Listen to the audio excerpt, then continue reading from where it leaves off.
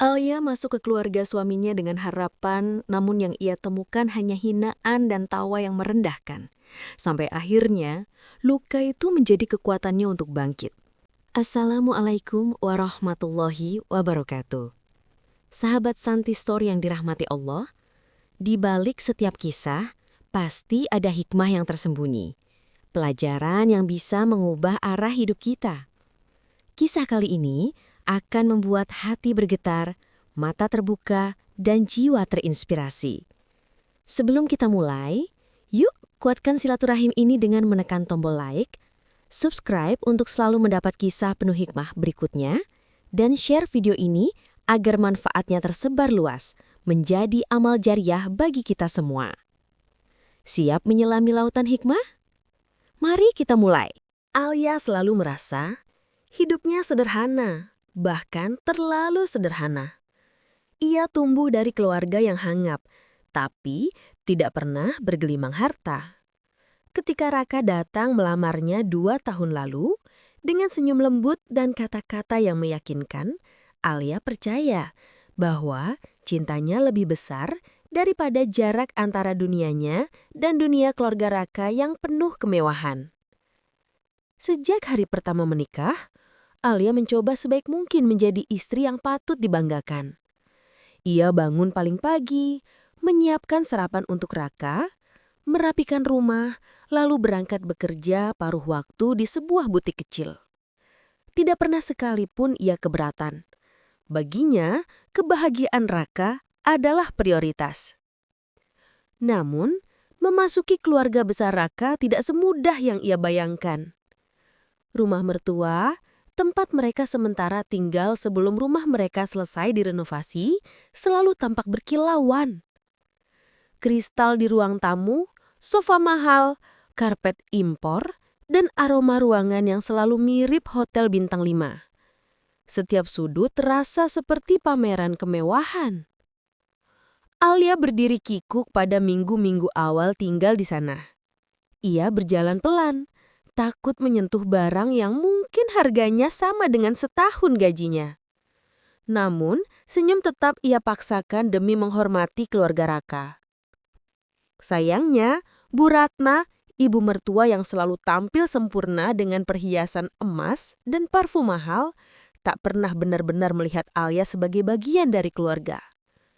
Dari tatapannya saja sudah terlihat jelas, merendahkan, menilai dari ujung rambut hingga ujung kaki. Seolah keberadaan Alia mengotori rumah besar itu. Raka, lain kali pilihlah istri yang pantas. Begitu gumam Bu Ratna pada suatu sore, saat Alia baru selesai mencuci piring. Suaranya pelan, tapi penuh sindiran. Cukup jelas untuk didengar Alia. Rumah ini bukan tempat untuk orang yang tak mengerti gaya hidup keluarga kita. Alia terdiam, menunduk. Ia tahu sindiran itu untuknya, tetapi ia tidak membalas. Ia selalu percaya bahwa waktu akan membuat Bu Ratna melihat bahwa ia tulus mencintai Raka. Raka yang saat itu duduk di ruang tamu sambil menatap layar laptop hanya berdaham. Tidak membela, tidak menyangkal. Alia menelan ludah, mencoba meredam getir di dadanya. Hari-hari berikutnya pun berjalan dengan pola yang sama. Ibu mertua menilai cara Alia berpakaian, menilai makanannya, menilai sikapnya, bahkan menilai tawa kecilnya, semua dianggap tidak pantas. Alia tetap senyum meski hatinya mulai terasa lelah. Namun, yang paling membuatnya gelisah adalah perubahan kecil pada Raka. Perubahan yang awalnya nyaris tak terlihat. Raka yang dulu selalu pulang tepat waktu, kini mulai membeli alasan bahwa ia harus lembur. Alia masih percaya. Ia menyiapkan makanan hangat, menunggu hingga malam larut, kadang sampai tertidur di sofa. Ketika Raka pulang, wajahnya sering tampak lelah dan tidak ingin berbicara panjang. Ia lebih banyak memalingkan pandangan seakan Alia hanya bayangan yang lewat di antara rutinitasnya. Capek, jangan tanya macam-macam. Begitu ucapnya suatu malam saat Alia bertanya apakah ia sudah makan. Suara itu Tidak seperti Raka yang ia kenal. Bukan lagi lembut, bukan lagi penuh perhatian. Alia membiarkan dirinya percaya bahwa semua hanya fase, bahwa setiap rumah tangga pasti mengalami masa sulit, dan ini hanyalah awal yang perlu dilewati bersama. Namun, dalam diam, hatinya mulai mempertanyakan banyak hal. Apakah ia sudah tidak cukup baik? Mengapa Raka menjauh? Dan mengapa setiap kali ia memasuki rumah itu, ia merasa seperti tidak diinginkan? Malam itu, saat lampu-lampu rumah sudah padam dan hanya terdengar suara detik jam dinding, Alia menatap langit-langit kamarnya. Raka pulang semakin larut, bahkan tanpa kabar. Ada sesuatu yang mulai berubah. Ia bisa merasakannya. Perubahan kecil yang mungkin akan menjadi badai besar. Perubahan itu bukan lagi sekadar firasat. Dalam beberapa minggu terakhir, sikap Raka terasa semakin jauh dari sosok suami yang dulu memperjuangkan Alia dengan penuh keyakinan. Ia menjadi cepat tersulut emosi, mudah tersinggung oleh hal-hal kecil yang bahkan tidak memiliki arti. Suatu sore, Alia menyajikan teh hangat untuk Raka yang baru pulang kerja.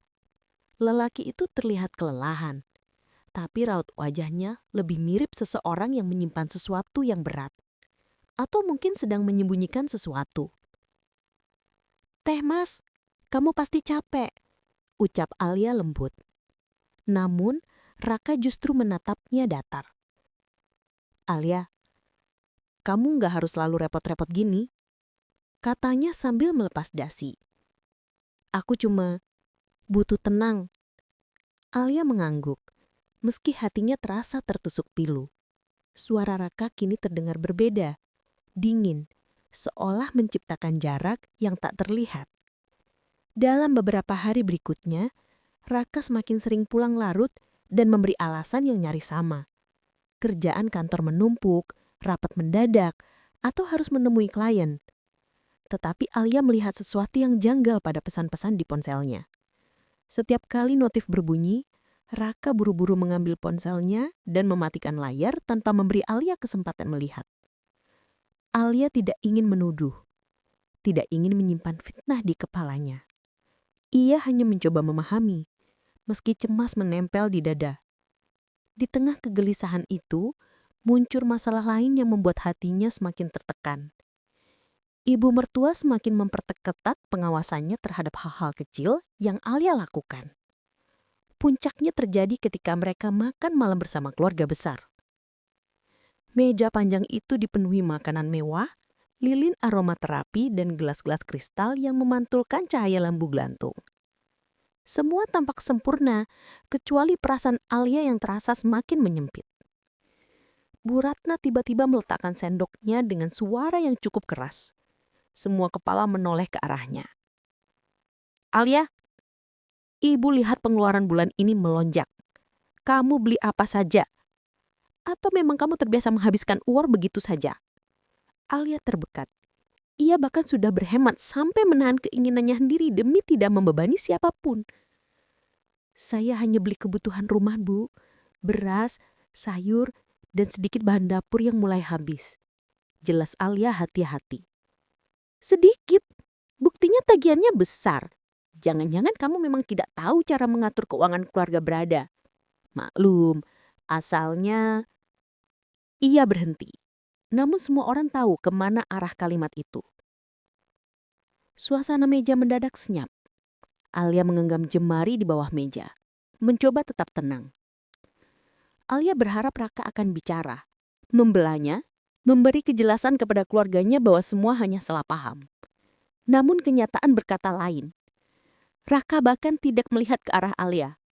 Dengan nada tajam ia malah berkata, "Alia, harusnya kamu lebih teliti soal pengeluaran. Ibu benar, jangan membuat orang berpikir yang tidak-tidak."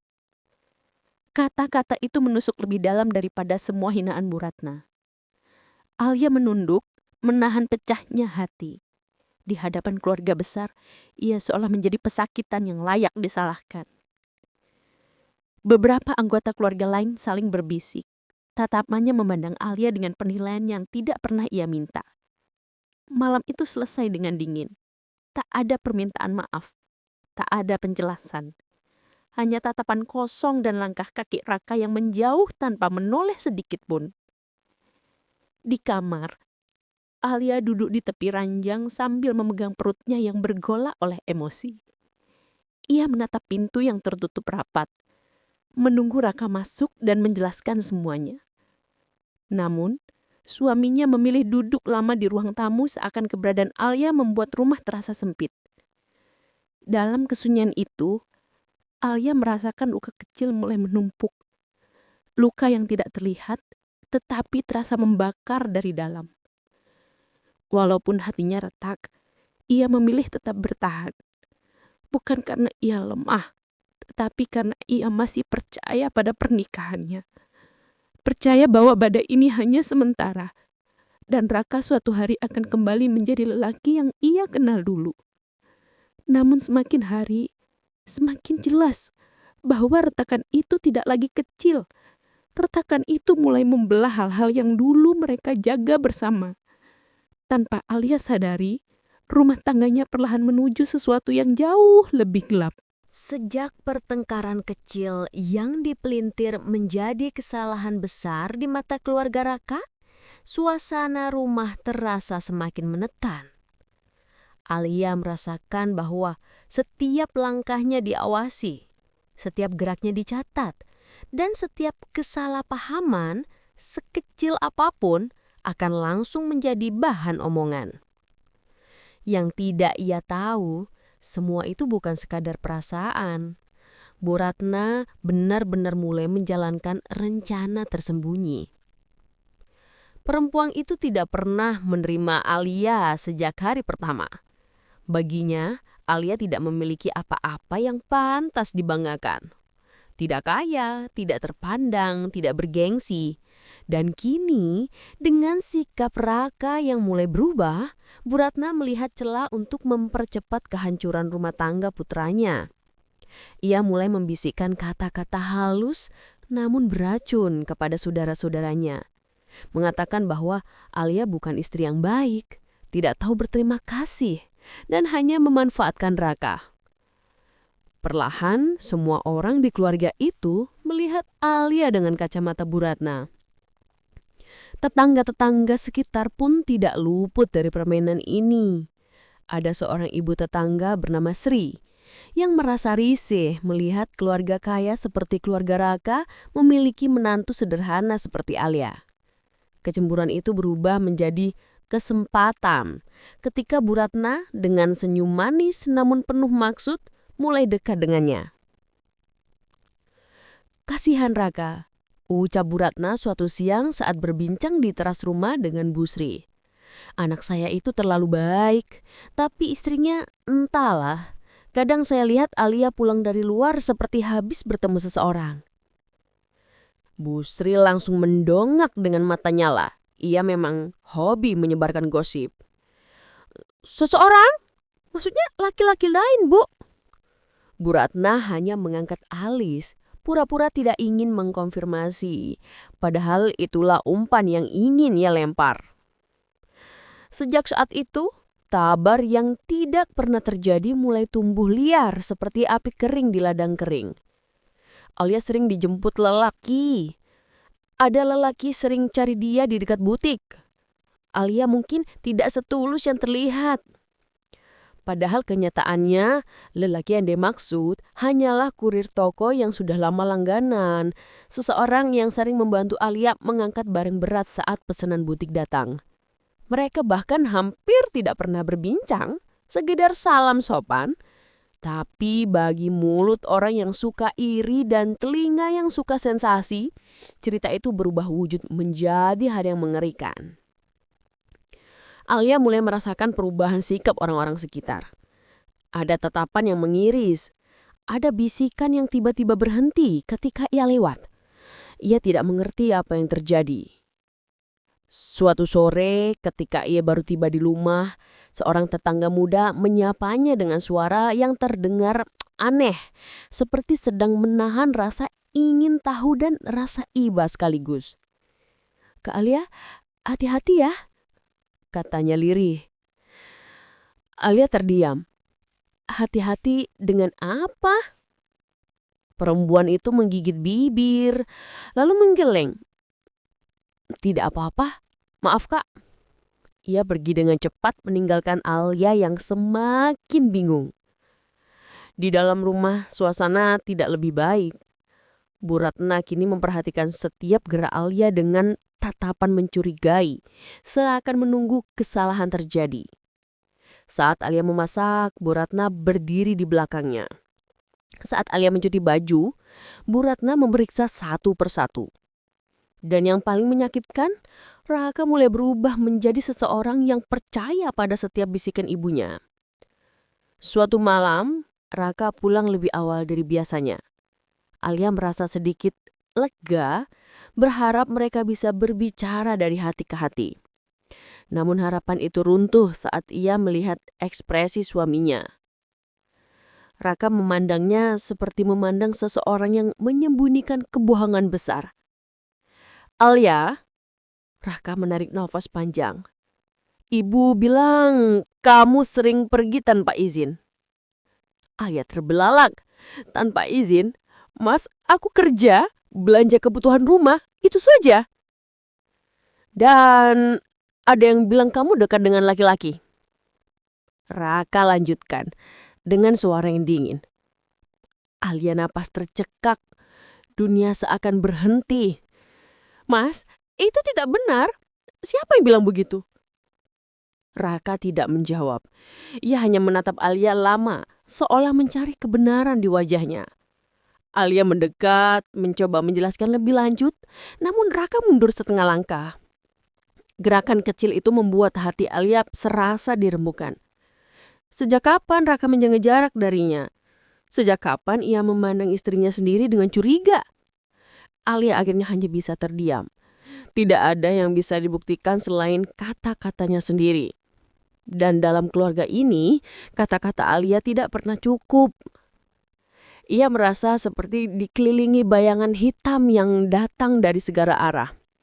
Dibenci, dicurigai, dijauhi, padahal ia tidak tahu apa yang sebenarnya terjadi. Fitnah itu belum berhenti tumbuh, dan Alia belum tahu bahwa ini baru permulaan.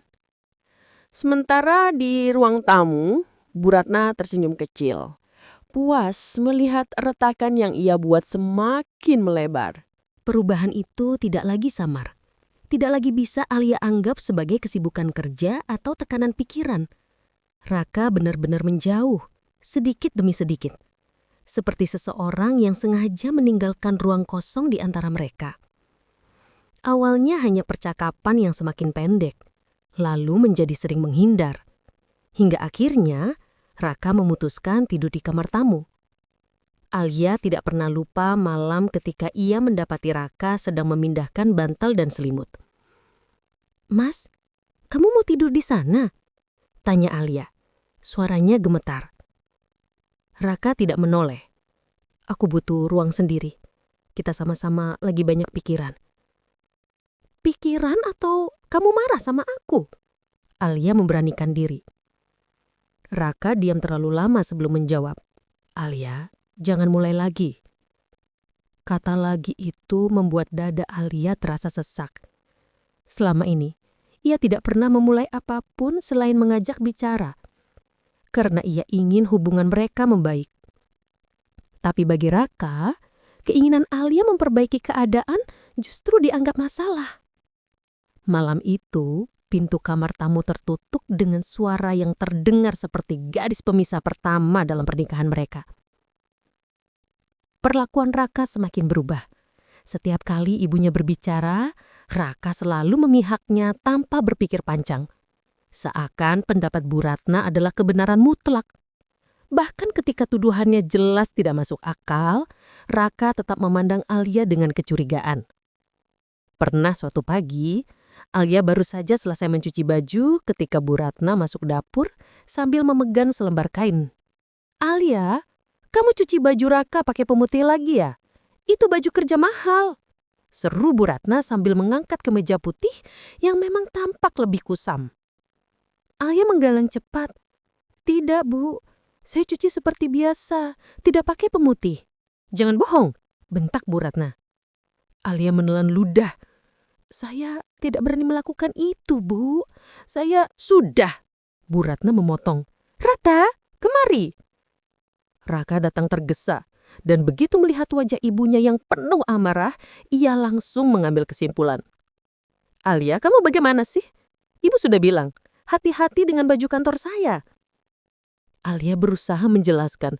Mas, aku tidak. Jangan cari alasan. Potong Raka tanpa memberi kesempatan. Tidak ada investigasi, tidak ada usaha memahami, hanya tuduhan dan Alia selalu menjadi tersangka. Setiap kali Alia berusaha berbicara baik-baik, hasilnya selalu sama.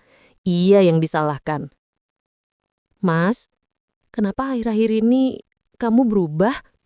Alia, aku tidak berubah. Kamu saja yang makin aneh. Mas, tadi ibu salah paham. Sudahlah, aku capek dengar pembelaanmu. Mas, kita bisa bicarakan baik-baik. Aku tidak punya energi untuk drama. Kata itu lagi, drama. Seolah perasaan Alia, luka hatinya, dan upayanya menyelamatkan rumah tangga hanyalah sandiwara yang tidak penting. Suatu malam, setelah bertengkar kecil karena Alia menanyakan alasan Raka pulang semakin malam, Raka berkata dengan nada yang bahkan tidak seperti dirinya sendiri. Alia, kamu itu selalu membuat masalah dari hal yang tidak ada. Aku kerja keras untuk keluarga ini, tapi kamu malah sibuk curiga. Aku tidak curiga, Mas. Aku hanya cemas. Raka menatapnya tajam. Cemas? Atau mencari alasan untuk menyalahkan aku? Saat itu, Alia menyadari betapa jauhnya Raka melangkah dari dirinya. Seakan seluruh dirinya sudah berada di sisi lain, di tempat yang bahkan tidak dapat dijangkau Alia. Beberapa hari kemudian, Alia pulang dari butik sedikit lebih awal. Rumah sepi. Tidak ada suara Bu Ratna, tidak ada jejak Raka. Hanya suara jam dinding yang berdetak perlahan.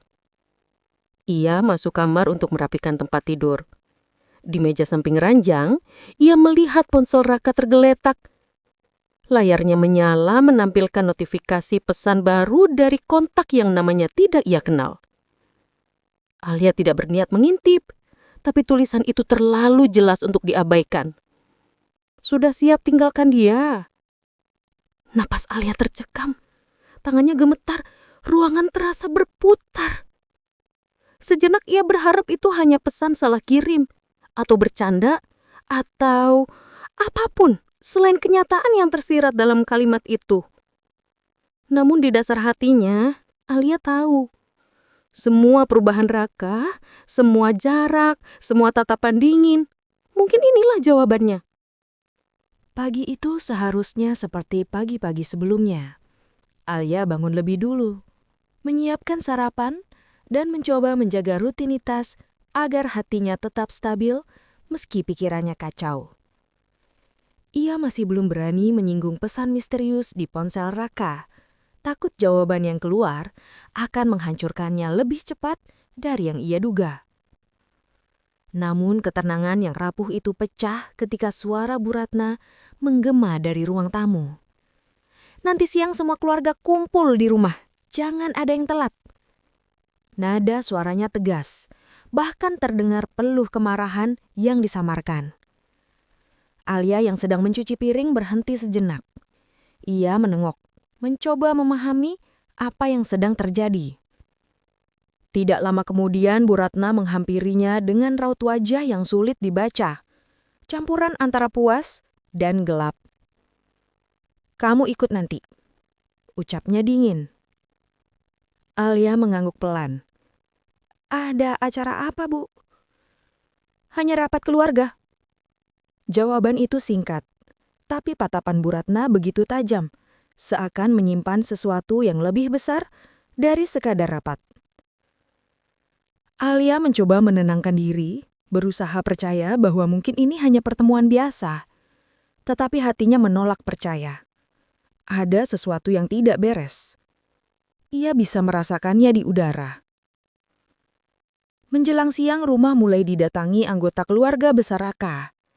Mobil-mobil mewah memenuhi halaman, satu persatu masuk, dengan raut wajah yang tampak ingin menyaksikan sesuatu. Beberapa bahkan terlihat seperti tidak sabar. Alia berdiri di ruang tengah sambil menunduk. Tubuhnya serasa kecil di tengah keramaian yang berbisik. Alia makin aneh belakangan ini, katanya. Apa benar fitnah itu? Kita lihat saja nanti, Bu Ratna pasti punya bukti. Bisikan-bisikan itu menampar hati Alia satu persatu. Ia menelan rasa nyarinya sendirian. Tidak ada satupun dari mereka yang bertanya langsung padanya. Tidak ada yang mencoba mendengar sisi ceritanya. Hanya tatapan sinis seolah ia terdakwa yang siap dihakimi. Raka pun datang.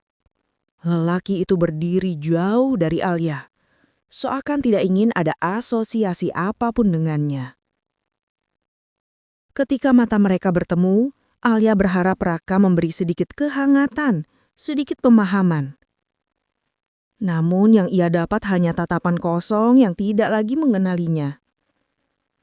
Raka seperti orang asing. Ruangan penuh. Semua duduk melingkar. Alia ditempatkan di kursi paling tengah, menghadap semua tatapan seperti sorotan lampu yang panas dan kejam. Bu Ratna berdiri di depan, memandang semua orang dengan aura pemimpin yang siap mengumumkan sesuatu yang besar.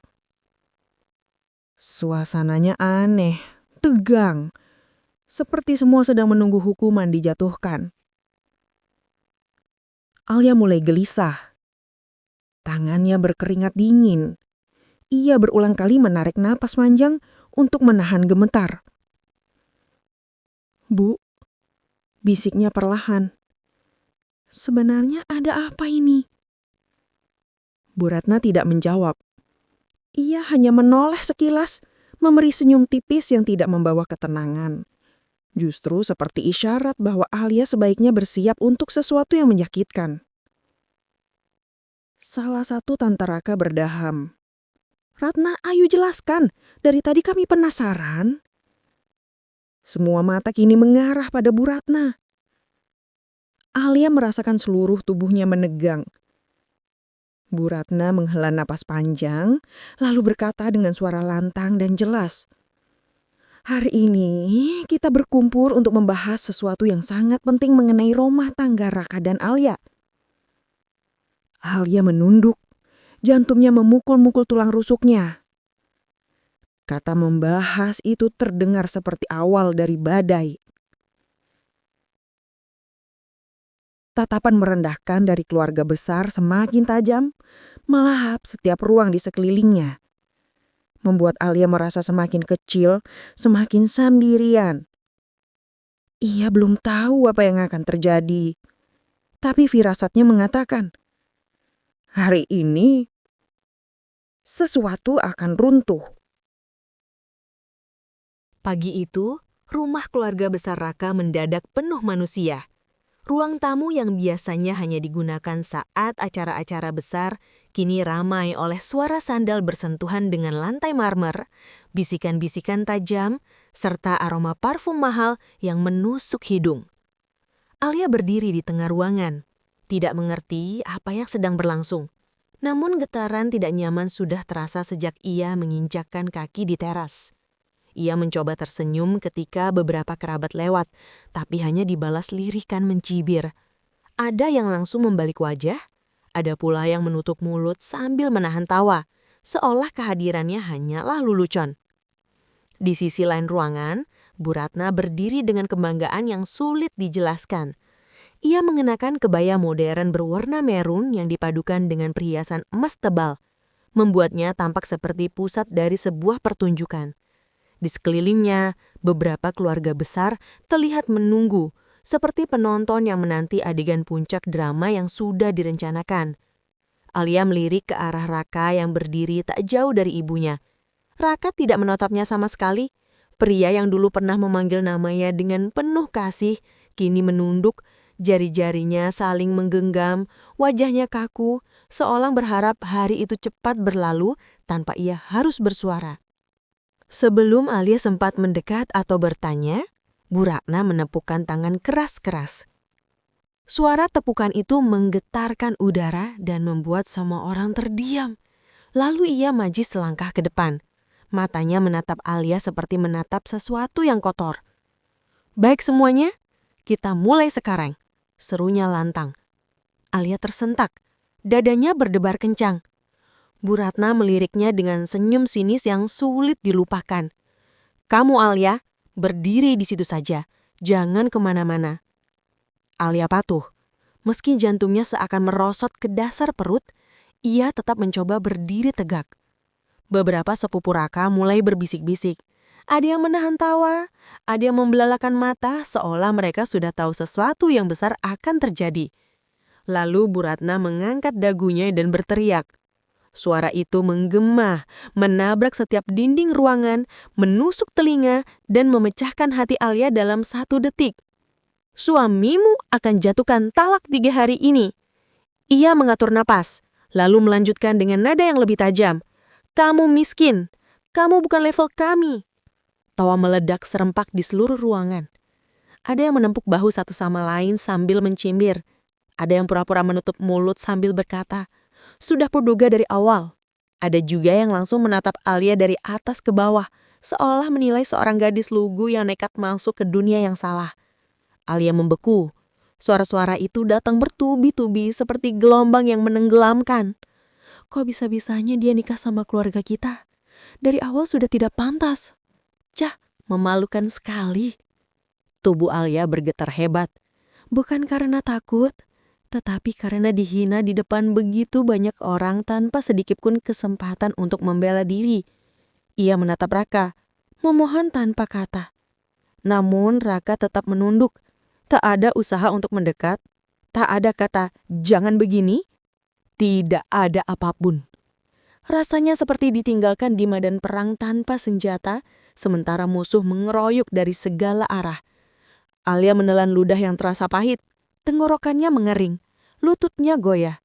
Tiba-tiba, dunia terasa sempit, suara tawa semakin keras, dan pandangan matanya mulai berkunang-kunang. Ia mencoba menarik napas, tapi dadanya seperti dicekik. "Selesai sudah drama ini," kata Bu Ratna dengan nada menang. Alia akhirnya jatuh berlutut. Tangannya menahan tubuhnya yang hampir roboh ke lantai marmer yang dingin. Beberapa orang tertawa semakin keras ketika melihatnya tersungkur, seolah itu adalah pemandangan yang menghibur. Namun, dari titik terendah itu, dari posisi paling menghina dalam hidupnya, sesuatu di dalam dirinya mulai berubah.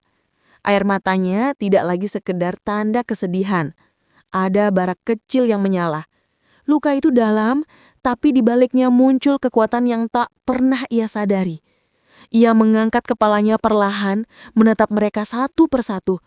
Tatapannya masih basah, tapi kini ada ketegasan. Ada amarah yang diam, namun kuat. Dan dalam hatinya, muncul kalimat yang ia ucapkan tanpa suara. Hanya ia yang tahu, hanya ia yang dengar. "Tawa kalian akan kubalas." Alia melangkah keluar dari rumah megah itu tanpa menoleh sedikit pun. Angin sore menyapu wajahnya, membawa aroma debu dan rumput kering. Namun untuk pertama kalinya dalam waktu yang lama, ia merasakan kembali satu hal yang sempat hilang. Kendali atas dirinya sendiri. Tidak ada air mata yang mengalir. Tidak ada suara terseduh. Yang ada hanyalah keheningan dan tekad yang mulai mengeras seperti baja. Ketika pintu gerbang tertutup di belakangnya, seolah sebuah babak kelam dalam hidupnya benar-benar dikunci rapat. Ia berjalan menyusuri trotoar, tidak peduli dengan batu kecil yang menusuk telapak kakinya atau suara kendaraan yang melintas cepat. Lenggahnya goyah pada awalnya. Namun, semakin jauh ia melangkah, semakin stabil tubuhnya berdiri. Ia berhenti di sebuah taman kecil, tempat yang jarang dilalui orang saat sore. Ia duduk di bangku kayu yang sudah mulai kusam, menarik napas panjang, membiarkan udara memenuhi paru-parunya. Untuk pertama kalinya dalam waktu yang lama, ia memberi ruang bagi pikirannya untuk berbicara. Dan yang muncul bukan ratapan, tetapi ingatan. Flashback. Bertahun-tahun lalu, sebelum ia menjadi istri Raka, Alia bukanlah perempuan biasa seperti yang dikira keluarga suaminya. Ia pernah bekerja di sebuah perusahaan konsultan milik sahabat ayahnya. Meskipun ia tidak pernah menyumbangkannya. Ia pernah menangani proyek besar, berinteraksi dengan tokoh penting, dan punya jaringan luas yang enggan ia ceritakan karena ia tak ingin terlihat pamer. Ada alasan ia tampil sederhana. Ia hanya ingin menjalani hidup dengan tenang, tanpa tekanan gengsi, tanpa kompetisi yang melelahkan. Namun kesederhanaan itu justru disalah mengerti dan dijadikan alasan untuk meremehkannya. Alia memejamkan mata, dan wajah seseorang muncul dalam ingatan. Seseorang yang dulu menawarkan jalan berbeda dalam hidupnya. Kalau suatu hari kamu butuh bantuan, kamu tahu harus menghubungi siapa. Suara itu lembut namun tegas. Milik seorang pria yang selama ini ia hindari bukan karena benci, melainkan karena ia ingin melupakan masa lalu yang menyakitkan. Mungkin juga karena ia tak ingin Raka salah paham. Selama pernikahan, Alia tidak pernah menghubungi orang itu. Bahkan ketika hidupnya mulai terasa berat. Ia ingin menyelesaikan semuanya sendiri. Ia ingin menjaga rasa hormatnya pada Raka. Meskipun pria itu tak lagi menghargai dirinya. Namun hari ini, ketika ia dihina, direndahkan, dan dijatuhkan di depan keluarga besar, ia sadar satu hal. Diamnya selama ini hanya membuat orang semakin menindasnya. Alia membuka mata. Tangannya merogoh tas kecilnya mencari sesuatu yang sudah lama tidak ia tersentuh. Sebuah ponsel cadangan. Ponsel yang sejak pernikahan disimpan dalam laci, tidak pernah dinyalakan. Tangannya sedikit gemetar. Bukan ragu, tetapi karena ia tahu keputusan ini akan mengubah segalanya. Ia menekan tombol power. Layar menyala perlahan, memaksa ponsel tua itu bekerja kembali. Saat logo muncul, ia merasakan percikan emosi yang sulit dijelaskan. Ada ketakutan, tapi ada juga kekuatan. Ada luka, tapi ada pula harga diri yang ingin ia bangkitkan. Ponsel menyala sepenuhnya. Ia membuka kontak. Hanya satu nama yang tersimpan di sana.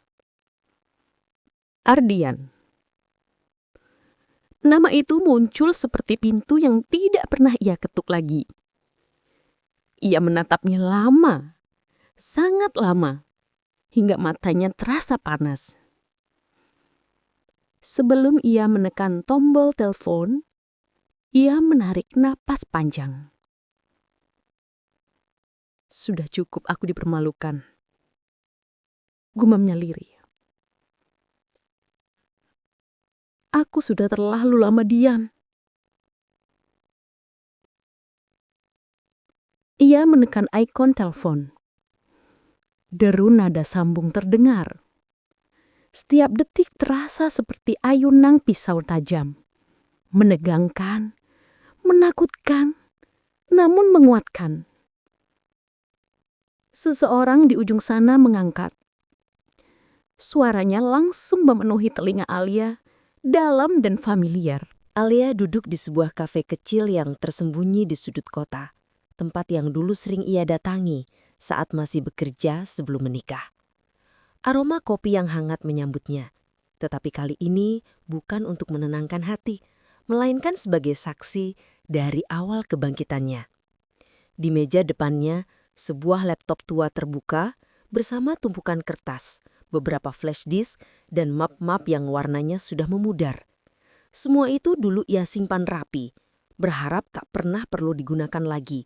Namun, takdir berkata lain. Ardian datang beberapa menit kemudian, menatap Alia dengan tatapan campuran antara cemas dan heran.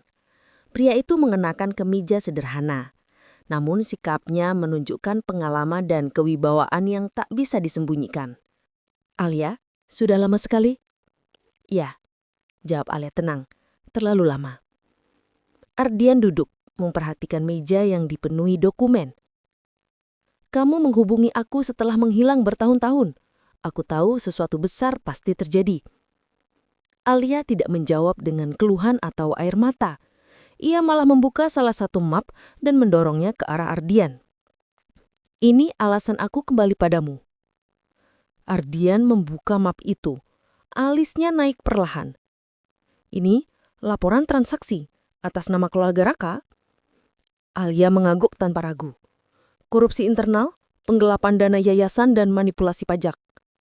Aku pernah menangani audit kecil untuk salah satu perusahaan rekanan mereka sebelum menikah dengan Raka. Saat itu, aku hanya menyimpan salinannya untuk dokumentasi pekerjaan." Ardian menutup map itu sambil menghela nafas berat. "Mereka tidak tahu kamu punya ini?" "Tidak," jawab Alia, matanya menatap lurus ke depan. "Dan mereka tidak pernah menduga." Ia membuka flash disk lain. "Ini rekaman suara Bu Ratna saat menjatuhkan fitnah padaku di depan tetangga. Mereka pikir aku tidak merekam, padahal aku tahu dari awal niat mereka tidak baik." Ardian terpaku. "Kamu mengumpulkannya sejak kapan?" "Aku tidak tahu kenapa. Dari awal aku merasa ada yang janggal dengan sikap mereka. Aku hanya berniat melindungi diri, bukan menyerang. Tapi setelah apa yang terjadi?" Alia berhenti sejenak. Napasnya sedikit bergetar. Kebenaran akhirnya punya tempat untuk keluar. Ardian mencondongkan tubuh. "Apa kamu benar-benar siap membuka semuanya?" Alia menatapnya dalam. "Ardian, mereka telah mempermalukanku, memfitnahku, menjatuhkan di depan keluarga besar. Mereka pikir aku tidak punya apa-apa, tapi mereka tidak tahu siapa aku sebenarnya."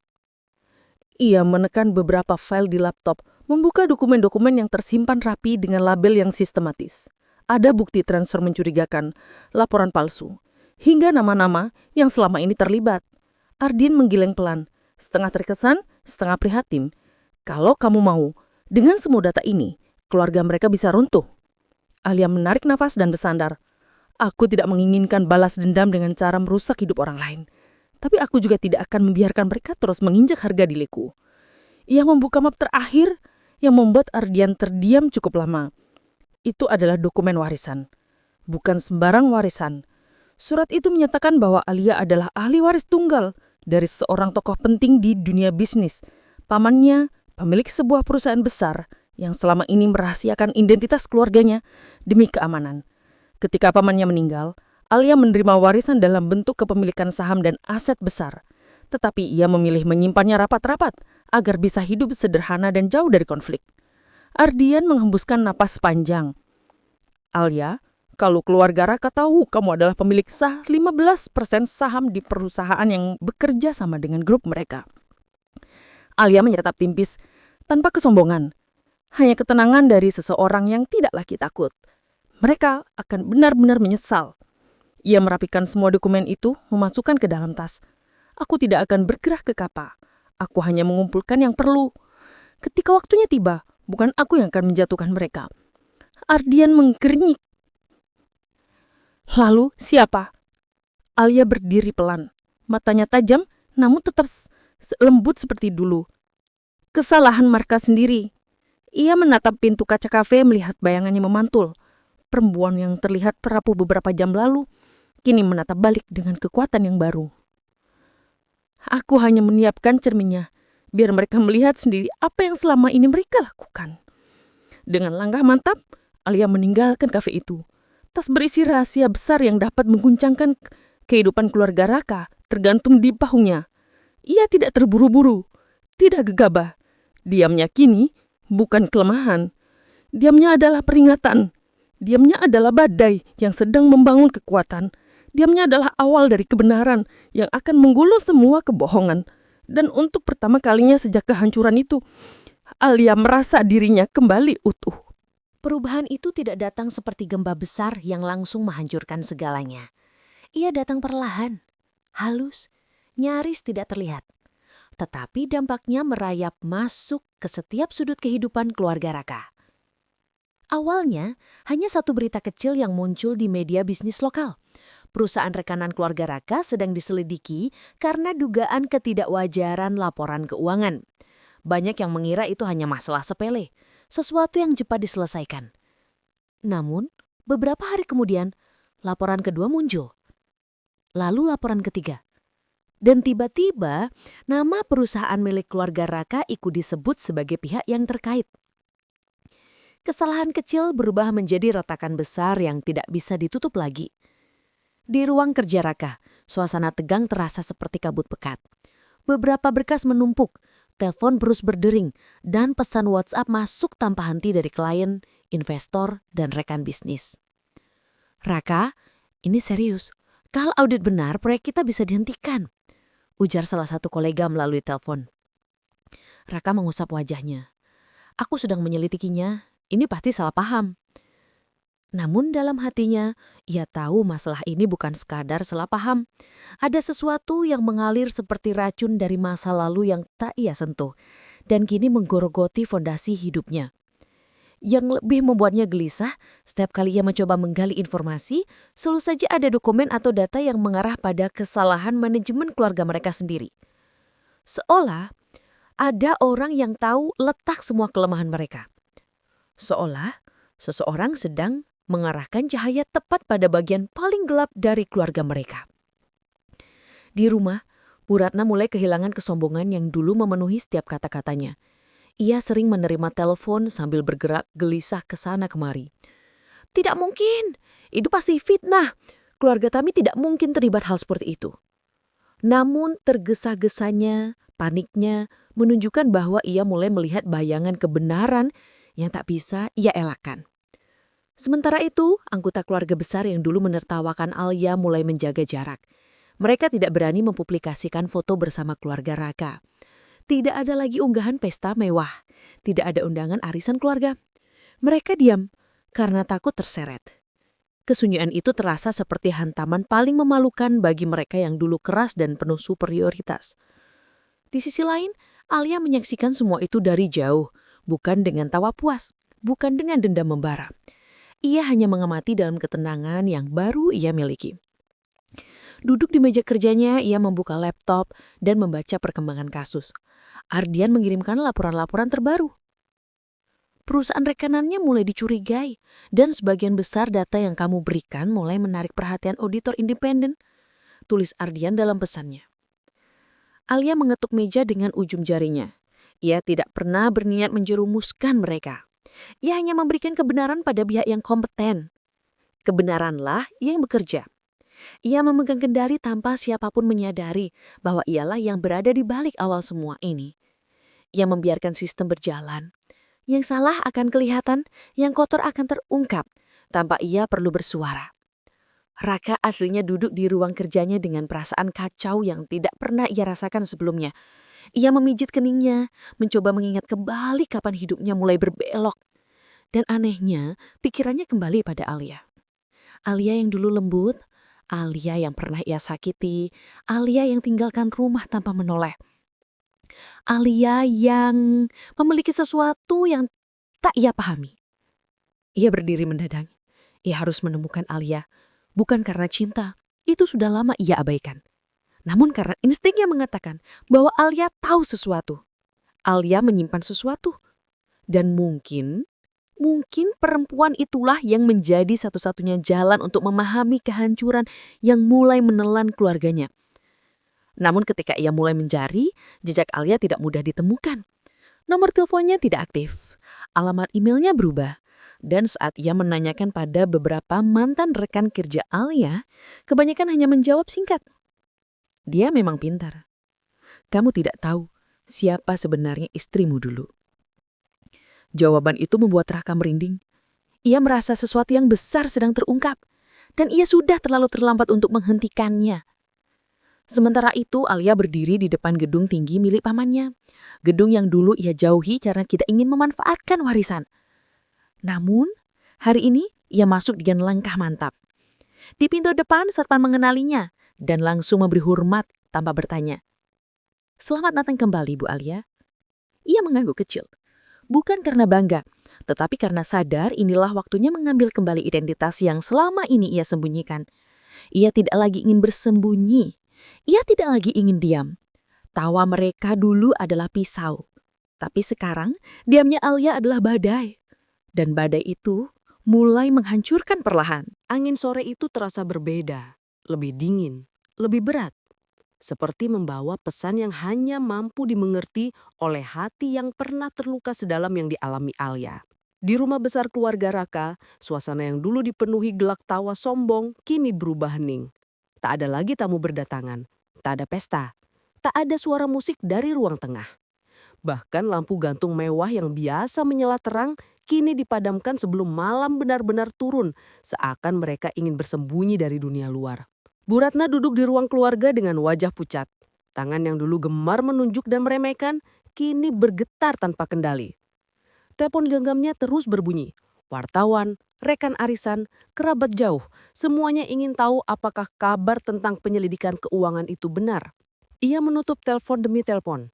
Tetapi setiap panggilan membuatnya semakin meringkuk di sofa, seakan tubuhnya mengecil oleh rasa takut. "Ini semua tidak mungkin. Siapa yang melakukan ini pada keluarga kita?" Gumemnya berulang-ulang, suaranya pecah. Untuk pertama kalinya dalam hidupnya, Bu Ratna merasakan rasa terpojok, kehilangan kontrol yang selama ini ia pegang erat. Dan diam-diam, tanpa ia sadari, rasa takut itu lahir dari tawa yang dulu ia lontarkan kepada menantunya.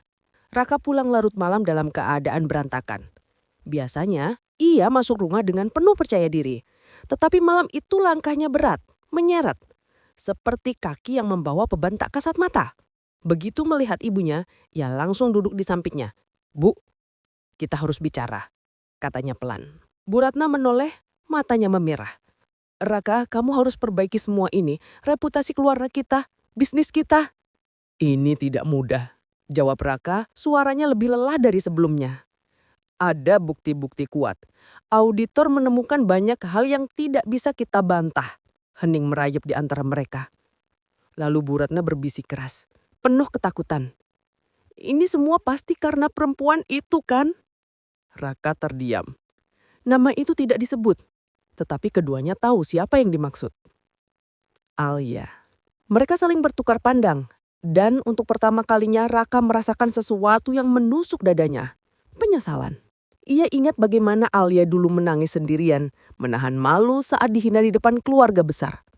Ia ingat cara ibunya menuduh, mencemooh, memaki. Ia ingat ia sendiri berdiri membisu, tidak membela, bahkan ikut menyalahkan. Kini, ketika hidupnya mulai runtuh, ia melihat bayangan Alia di pikirannya. Bukan Alia yang lemah, tetapi Alia yang pergi dengan tenang, kepala tegak, tatapan yang berubah seakan ia tidak ingin kembali. Dan itu menghantuinya. "Bu." Ia menelan ludah, suaranya bergetar. "Apa kita terlalu jahat padanya?" Bu Ratna terdiam lama. Sangat lama. Dan ketika ia bersuara, nada kesombongannya sudah hilang.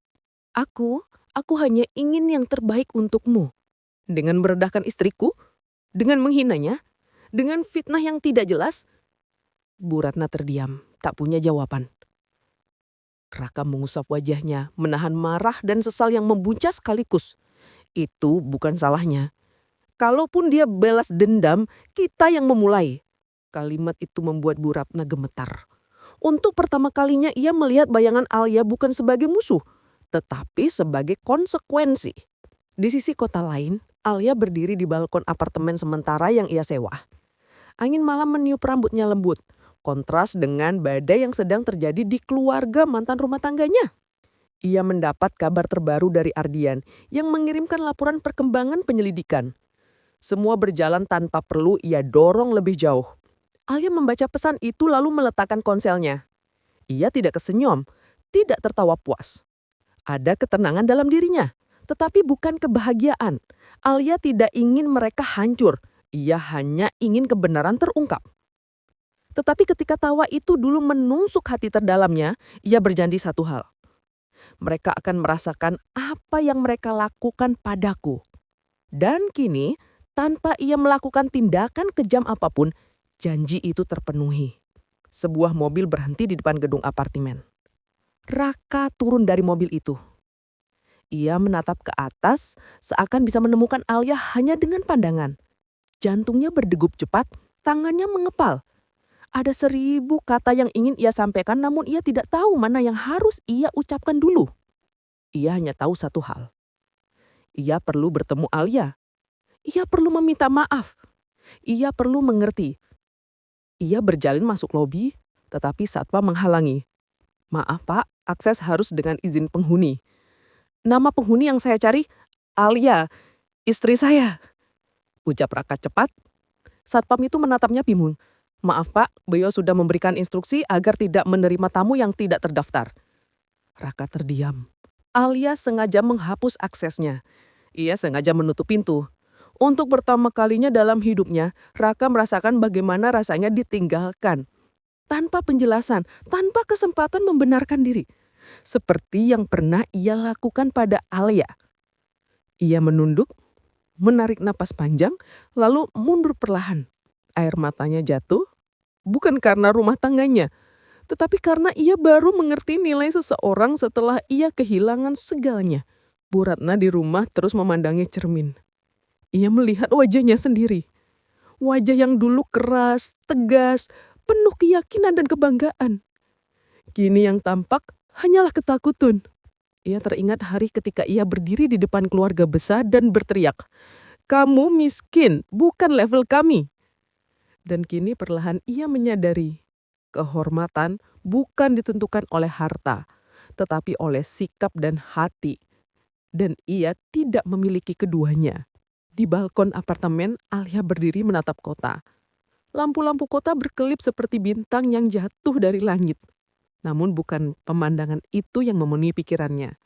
Ia merasakan sesuatu menggelayut di dadanya, bukan dendam, bukan puas, melainkan kesiapan. Kesiapan untuk menghadapi sesuatu yang lebih besar. Kesiapan untuk menutup bab lama. Dan entah kenapa, bagian hatinya tahu. Ini belum puncaknya. Badai yang ia bangun baru saja menyentuh permukaan. Klimaks yang sebenarnya masih menunggu di balik pintu waktu. Dan ketika saat itu tiba, tidak ada satupun dari mereka yang siap. Alia kembali ke rumah besar itu bukan sebagai menantu yang dulu sering diremehkan, melainkan sebagai seseorang yang telah melewati badai dan keluar dengan kekuatan yang bahkan ia sendiri tak pernah bayangkan. Langkahnya mantap, sepatu hitamnya menjejak lantai marmer yang pernah menjadi saksi tawa penghinaan keluarga itu. Tidak ada lagi getaran gugup di tangannya. Yang ada hanya ketenangan yang dingin, hampir menakutkan. Ruangan itu penuh sesak. Keluarga besar Raka duduk dengan wajah cemas. Suasana berbeda jauh dari pertemuan rapat keluarga beberapa waktu lalu. Tidak ada tawa, tidak ada cibiran. Yang tersisa hanyalah ketakutan yang menggantung di udara. Saat Alia muncul, semua kepala spontan menoleh. Ibu mertua, Bu Ratna, yang selalu tampak sombong, kini menatap dengan mata sembab. Riasannya berantakan, seolah ia tidak tidur semalaman. Raka berdiri dari kursi, wajahnya lebih pucat dari biasanya. Alia, suaranya parau, seperti seseorang yang telah berlari jauh mengejar sesuatu yang sudah tak mungkin ia dapatkan lagi. Alia berhenti tepat di depan mereka. Bahunya tegak, dagunya terangkat sedikit. Tidak arogan, tidak meremehkan, hanya tidak lagi takut. Untuk pertama kalinya dalam hidupnya, ia melihat keluarga Raka bukan sebagai gunungan kekuasaan yang membuatnya kiut, melainkan sebagai kumpulan orang yang sedang menghadapi balasan dari perilaku mereka sendiri. Raka melangkah mendekat, namun Alia mengangkat tangan, menahannya tanpa sentuhan. "Jangan terlalu dekat," ucapnya pelan. "Aku ingin dengar penjelasanmu dari jarak yang aman." Ucapan itu membuat ruangan membeku. Raka menenjamkan mata sejenak, seperti menelan sesuatu yang pahit. Alia, aku salah. Aku terpengaruh omongan ibu. Aku tidak pernah berniat menjatuhkanmu. Aku menyesal. Suaranya bergetar dan untuk pertama kalinya terlihat tulus. Namun Alia tahu penyesalan itu datang bukan karena cinta, melainkan karena kehilangan. Alia menatapnya lama hingga Raka menunduk. Lalu Bu Ratna berdiri terburu-buru. Alia, dengarkan ibu, nak. Ibu hilaf. Semua ini hanya hilaf. Alia memotong, suaranya tetap lembut namun tajam seperti belati. Hilaf adalah jika seseorang terpeleset. Yang ibu lakukan adalah mendorong berkali-kali. Bu Ratna berdiam. Tangan tuanya meremas-remas ujung kerudung. Ibu minta maaf, ibu tidak tahu semua ini akan berbalik seperti sekarang. Ibu tidak tahu kamu sebenarnya... Sebenarnya apa? Ruangan itu kembali tegang, tidak ada yang berani bicara. Semua menunggu, seolah tahu bahwa apapun yang keluar setelah ini akan menentukan nasib keluarga itu. Raka memandang Alia putus asa. Alia, tolong, setidaknya beri aku kesempatan bicara. Sekali saja, aku ingin menjelaskan semuanya dari awal. Alia menarik nafas panjang. Dalam dirinya ada dua sisi yang saling bertentangan. Perempuan yang pernah mencintai Raka dan perempuan yang mereka jatuhkan begitu kejam. Namun kini ia berdiri sebagai seseorang yang telah mengetahui kebenaran, memiliki bukti, dan memegang kendali penuh. Baik, aku akan dengarkan kalian, tapi bukan untuk kembali. Hanya untuk menuntaskan apa yang harus dituntaskan. Ucapannya membuat beberapa orang menunduk. Ada yang mengelus dedah lega, ada yang justru tampak semakin panik. Alia melangkah ke kursi di tengah ruangan, duduk seharan, seolah ia adalah hakim yang menunggu pembelaan. Katakan, aku mendengarkan. Semua mata tertuju pada Alia. Dan untuk pertama kalinya, bukan sebagai menantu miskin yang layak dihina, melainkan sebagai seseorang yang mereka takutkan dan hormati. Klimaks besar terasa semakin dekat. Tawa yang dulu meremehkan kini berubah menjadi ketakutan yang tak terucap. Alia memegang kendali penuh dan mereka tahu apapun yang ia putuskan setelah ini akan mengubah segalanya. Pembaca dibiarkan menahan nafas, menunggu apa yang akan terjadi ketika kebenaran yang selama ini tersembunyi akhirnya dihadapkan pada orang-orang yang kecewa pada karma yang datang terlalu cepat. Alia bersiap melanjutkan. Dan keluarga Raka bersiap menghadapi keputusan yang mungkin tidak pernah mereka baik. Alia menatap seluruh ruangan dengan ketenangan yang membuat siapapun yang dipandangnya ingin menurunkan wajah. Tidak ada lagi sisa-sisa perempuan yang dulu selalu menahan tangis, menerima perlakuan buruk dan memilih diam. Yang berdiri di hadapan mereka kini adalah seseorang yang telah melewati titik paling gelap hidupnya, lalu kembali dengan cahaya yang tidak bisa mereka padamkan. Raka membuka suara lebih dulu. Alia, aku mohon. Aku tahu aku keterlaluan. Aku tahu aku tidak pernah membelamu. Tapi semua itu bukan karena aku tidak peduli. Aku hanya terlalu penakut. Aku ingin menyenangkan ibuku. Sampai aku kehilanganmu. Alia memperhatikan Raka tanpa terganggu. Ketika seseorang mencintai, ia tidak membiarkan pasangannya berjalan sendirian menuju jurang. Balasnya pelan. Dan kamu membiarkanku jatuh tanpa menoleh sekalipun. Raka kehilangan kata. Ia ingin mendekat, namun langkah Alia yang mundur setengah langkah membuatnya terpaku. Jarak itu bukan sekedar fisik, itu adalah bukti betapa ia telah kehilangan kesempatan untuk diperjuangkan. Lalu Bu Ratna mengambil giliran, suaranya parau. Ibu minta maaf Alia. Ibu tidak menyangka semua ini akan terjadi. Ibu menyesal, Alia mengangkat tangan pelan, menghentikan permintaan maaf yang sudah terlambat itu. Ibu tidak menyesal karena menyakitiku. Ibu menyesal karena sekarang keadaan berbalik. Tidak ada nada marah dalam suaranya. Justru ketenangan itu yang menusuk lebih dalam. Semua orang terdiam. Alia lalu berdiri, membuka sebuah map yang ia letakkan di meja tengah.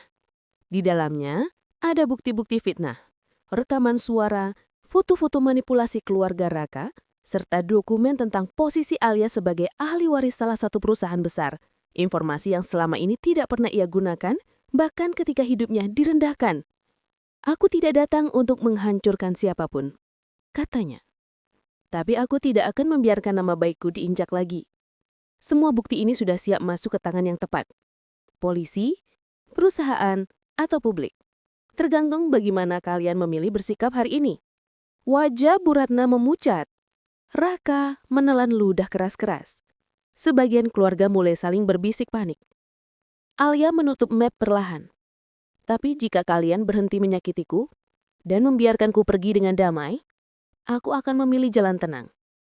Aku hanya ingin hakku kembali, martabatku, cintaku yang dulu kalian hancurkan, dan kebebasan dari keluarga ini.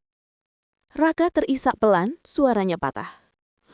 Alia, jangan pergi, aku butuh kamu. Alia tersenyum tipis, sedih namun tegas. Tidak ada yang pergi dari rumah yang tidak pernah menerimanya. Kalimat itu membuat seluruh ruangan seolah kehilangan udara. Ia menyambil tasnya, berdiri dengan kepala tegak. Saat ia melangkah menuju pintu, Bu Ratna secara spontan meraih tangannya. Tapi tangan itu terlepas dengan halus, tanpa paksaan. Alia, tolong! Bisik Bu Ratna hampir tak terdengar.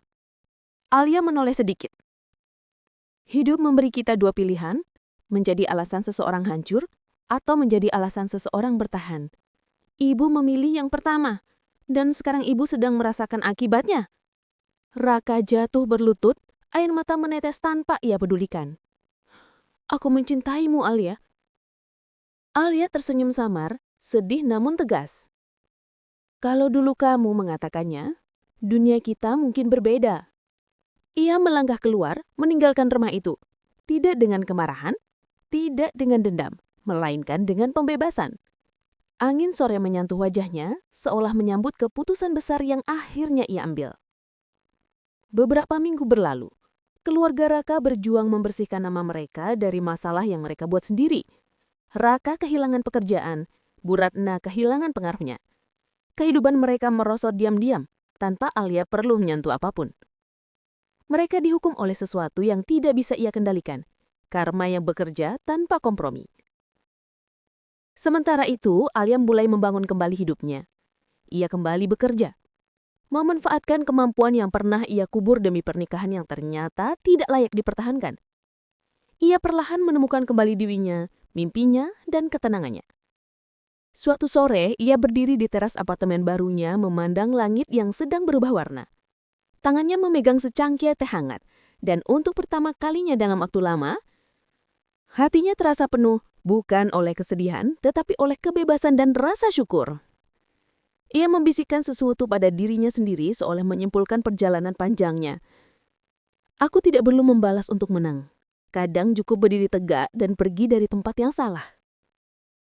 Cahaya matahari terakhir menyentuh wajahnya, dan ia menutup mata, membiarkan angin memeluknya. Dalam hidup, tidak semua luka harus dibalas dengan luka. Ada saatnya seseorang membiarkan dunia memberikan hukumannya sendiri.